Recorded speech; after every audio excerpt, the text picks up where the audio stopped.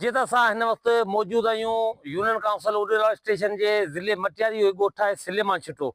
जंहिंमें तक़रीबन केतिरी आबादी आहे, केतिरा मासूम ॿार आहिनि जे तइलीमी ज़ेवर महरूम आहिनि। स्कूल जे बिल्डिंग जी मरम्मत जेका न थियण करे काफ़ी भेरा जेको आहे हिते एजुकेशन खाते चयो वियो आहे, पर तइलीम खाते जे लिहाज़ सां ई पुठिते पियल जेको इलाइक़ो आहे उनमें अॼु जेको हीउ ॻोठ सिलेमान छिटो पहुतासीं, उते तमामु अफ़सोस थियो हिन स्कूल जी तव्हांखे असां सॼी हालत ॾेखारी ॾींदी। स्कूल में का बि अहिड़ी शइ न आहे ऐं ॿार जेकॾहिं हीअं हाणे हिते स्कूल चौदीवारी आहे, न स्कूल जो बाथरूम आहे, न स्कूल जो कमरो आहे। हिते स्कूल जी हालत तमामु इंतिहाई ख़राबु पियल आहे ऐं तइलीम खाते खपे त हिते जेके स्कूल अस्पताल जेके आहिनि उहे क़ाइमु कनि, रोड जी सहूलियत ॾियनि। ॻोठनि में काफ़ी अहिड़ियूं मसइला था ठहनि त तिलके जेको उडेला स्टेशन जे ॻोठनि हिकु ॿियो छुटियुनि जो ॻोठ आहे, उनमें बि रोड न आहे। हिन रोड अॼु मिलियो आहे, उन रिश्तेदार तक़रीबन मखदूम फ़ख़्रदमा कंदो, पर हाणे इन स्कूल जेको हिन ॻोठनि पारां जेको तइ कयो आहे त स्कूल जेको असांखे ॾिनो वञे त जीअं असांजा ॿार तइलीम